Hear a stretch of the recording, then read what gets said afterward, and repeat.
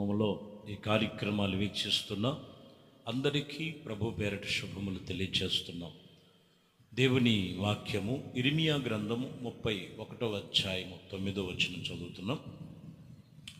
వారు ఏడ్చుచూ వచ్చిరి, వారు నన్ను ప్రార్థించగా నేను వారిని నడిపించదను. వారు తొట్టిల్లకుండా చక్కగా పోవు బాటను, నీళ్లు కాలవ ఎదుట వారిని నడిపింతును. ఇజ్రాయేలు యొక్క నేను తండ్రిని కానా ఎఫ్రాయిమునకు నా శ్రేష్ఠ కుమారుడు కాడా? నేను వారిని నడిపించను. ఇక్కడ ఇజ్రాయేలు గురించి వర్తమానము తెలియచేస్తూ, వారు నన్ను ప్రార్థించగా నేను వారిని నడిపించదను. చాలామంది అనుకుంటారు, మేము బాగానే నడుస్తున్నాం, బాగానే ఉన్నాం. లోకములో కాదు, లోక నడత కాదు, ఆత్మ సంబంధమైన నడిపింపు. వారు నేను వారిని నడిపిస్తానని ప్రభు చెప్పిన మాటల్లో ఇక్కడ ప్రాముఖ్యమైన మాట ఉంది.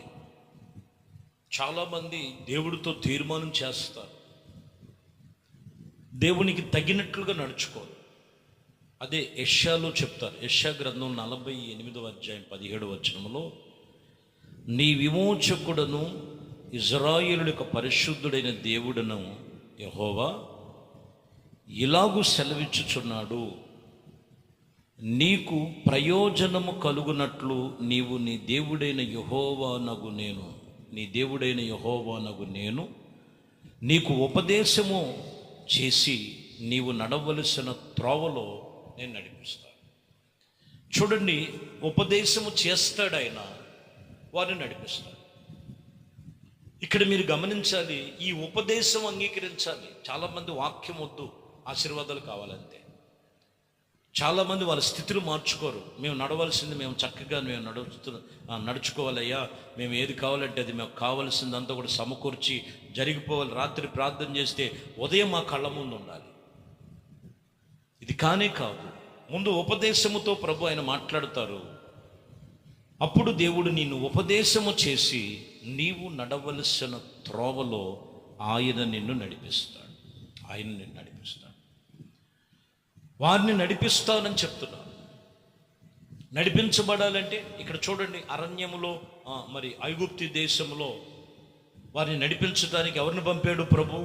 మీరు గమనిస్తే రాయబడిన మాటలో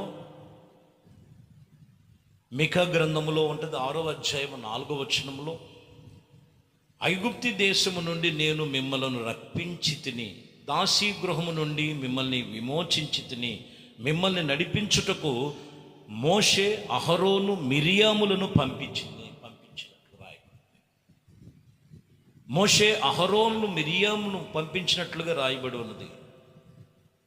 మీరు గమనించాలి, ఇక్కడ ముగ్గురు కనపడుతున్నారు, మోషే, అహరోను, మిరియాము. ఈరోజు మనం నడిపించబడాలంటే తండ్రి యొక్కయు కుమారుని యొక్కయు పరిశుద్ధాత్మ నామములో ఆత్మ సంబంధముగా నీవు నడిపించబడాలి. చాలామంది జీవితంలో తండ్రి కావాలి, కుమారుడు వద్దు. కొంతమంది కుమారుడు కావాలి, తండ్రి వద్దు. కొంతమందికి పరిశుద్ధాత్మ వద్దు. త్రిత్తమైనటువంటి దేవుడు, మనము దాసీ గృహమైన ఐగుప్తిలో నుంచి దేవునితో చక్కగా నడిచే అనుభవం వీళ్ళలో ఎవరికి కావాలంటే ముగ్గురు అనుభవాలు ఉన్నాయి. అక్కడ మోషే ఉన్నాడు, అహరోను ఉన్నారు, మిరియాము ఉన్నారు. ఈరోజు నీవు నడవలసిన మార్గములో ఎవరో ఏ రీతిగా నడుపుతున్నారు అనేది మీరు గమనించినట్లయితే, దేవునితో నువ్వు ఆత్మ సంబంధముగా నువ్వు నడవాలి. మొదటిగా తండ్రి, కుమార, పరిశుద్ధాత్మ త్రిత్తమైనటువంటి దేవునితో నీవు నడిపించబడాలి. First of all. రెండోది మీరు గమనించినట్లయితే, మొదటిగా వారు నడిచే వారిలో ఏముండాలి, ఏ నడత ఉండాలి? కీర్తన గ్రంథం 18వ అధ్యాయము 32వ వచనం, నాకు బలము ధరింప చేయువాడు ఆయనే, నన్ను యథార్థమైన మార్గములో నడిపించువాడు ఆయనే. చూడండి, యథార్థమైన మార్గములో నడవాలి. ముందు భక్తి జీవితంలో యథార్థత ఉండదు, ప్రార్థన జీవితంలో యథార్థత ఉండదు, లేకపోతే వారు నడుస్తున్నటువంటి నడతలో యథార్థత లేదు అని వాళ్ళ మనసుకు తెలుసు. యథార్థంగా నడవకపోతే అక్కడ హోలీ స్పిరిట్, దేవుని ఆత్మ పని చేయదు. ఏదో నడుస్తున్నాం ఆత్మీయతలో, గుడ్డిగా నడిచేవాళ్ళు ఉంటారు, కుంటిగా నడిచేవాళ్ళు ఉంటారు, ఏదో జరిగిపోతుంది టైం, సంవత్సరం. ఇక్కడ యథార్థముగా నడవాలి. నాకు బలము ధరింప చేయవాడు ఆయనే, భక్తుడు దావీదు అంటారు, నాకు బలము ధరింప చేయవాడు ఆయనే, యథార్థమైన మార్గములు నన్ను నడిపించయ్యా. ఏది ఉండాలంటే యథార్థత. ముందు యథార్థంగా నడవటం నేర్చుకో ఆత్మీయతలో. అక్కడ అంటారు కదా, 2 కొరింథీయులకు రాసిన పత్రికలో 2వ అధ్యాయం 2 కొరింథీ 2వ అధ్యాయం 11వ వచనం, నేను ఇదిగో మిమ్మలను క్షమించినట్లు సాతాను ఇదిగో మనలో మోసపుచ్చుచున్నట్లుగా నిమిత్తము క్రీస్తు సముఖమందు క్షమించేటువంటి స్వభావము గలవారై ఉండాలి. సాతాను తంత్రములను మనము ఎరగని వారమేమి కాము అని చెప్తాడు.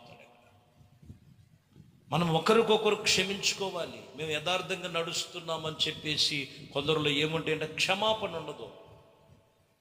క్షమించే గుణాలు కొన్ని విషయాలు, తన తోటి సహోదరుల విషయంలో, తన ఇరుగు పొరుగు వారి విషయంలో ఏం కలిగి ఉండాలి? క్షమాపణ కలిగి ఉండాలి. లేకపోతే సాతాను తంత్రాలు ఎలా ఉంటుంది తెలుసా? వాడు పలానా టైంలో నిన్ను ఈ రీతిగా మాట్లాడాడు, వాడిని క్షమించొద్దు, వారిని శిక్షించు. సాతాను మోసపుచ్చుతాడు. నువ్వు యథార్థంగా నడిచే విషయంలో మొదటిగా క్షమాపణ గుణము కలిగి ఉండాలి, క్షమాపణ ఉండాలి.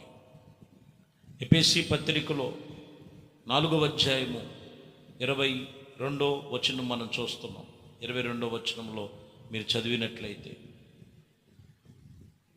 కావున మునుపటి ప్రవర్తన విషయములో నేను మోసకారిని, దురాశల వలన చెడిపోయిన మీ ప్రాచీన స్వభావము వదులుకొని.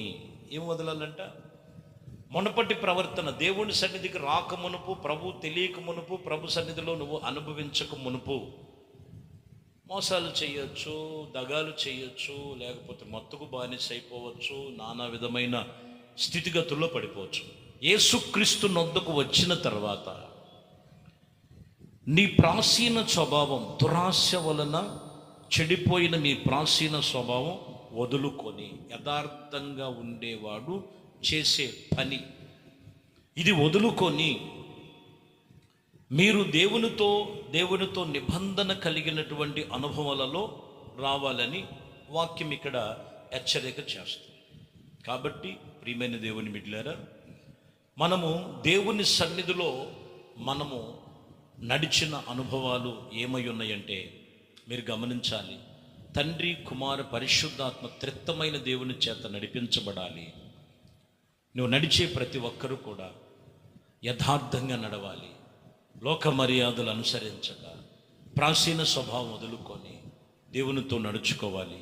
అప్పుడు సర్వశక్తి కలిగిన ఆయన కృప మనందరికి తోడయుండి ఆయన కార్యములు సఫలపరిచి నిన్ను నడిపించగలిచిన, నీవు నడవలసిన త్రోవలలో దేవుడు నిన్ను నడిపించి ఆయన కృపలో నిన్ను స్థిరపరచబడును గాక.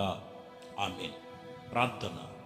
పరిశుద్ధుడా, ప్రేమ కలిగిన తండ్రి, ఈ ఉదయకాలము మీ వాక్యములో ఇదిగోనైనా నేను వారిని నడిపిస్తాను. మీ వాక్య వాగ్దానం ఏ విధముగా నడవాలో తండ్రి, కుమార, పరిశుద్ధాత్మ దేవా మీ సన్నిధానములో ఆత్మలో నడిపింపు దయచేసి యథార్థముగా నడిపించి ఇదిగోనైనా దాస్యగృహమైన ఐగుప్తిలో నుంచి పాలు తేళ్లు ప్రవహించు దేశములో నడుచున్నట్లుగా మీ యొద్దకు వచ్చి ప్రాచీన స్వభావాన్ని విడిచిపెట్టి నవనూతనమైన జీవితంలో జీవించే నడత ప్రతి ఒక్కరికి కలుగు చేయమని సమస్తమును మీ చేతులకు అప్పగిస్తూ సర్వ మహిమ, ఘనత, ప్రభావాలు మీకే పొందుకోమని నజరేయుడైన యేసుక్రీస్తు పరిశుద్ధ నామములో ప్రార్థించి వేడుకొనుచున్నాము తండ్రి. ఆమేన్. ప్రభు మిమ్మల్ని దీవించి ఆశీర్వదించునుగాక. ఆమేన్.